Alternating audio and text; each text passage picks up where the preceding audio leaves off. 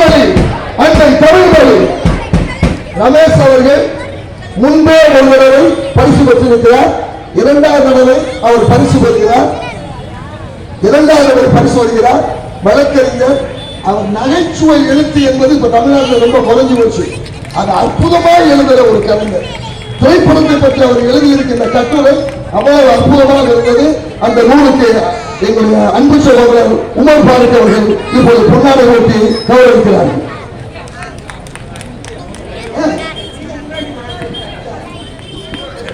எவ்வளவு பெரியவர்கள். தமிழ் தான் பெரியது, தமிழ் எழுத்து தான் பெருசு.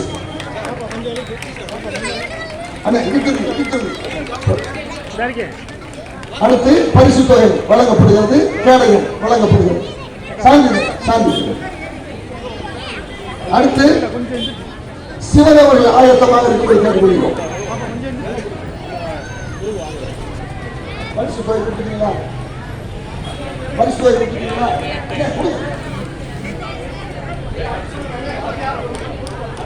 சொல்லுங்க. சிவன் அவர்கள் முனைவர்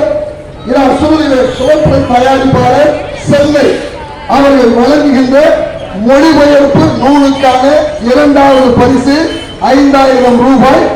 குஞ்சுக்காரின் குளவை என்ற மலையாள நூலில் தமிழ் மொழிபெயர்ப்பு செய்த சிவன், சென்னையை சேர்ந்த சிவன்.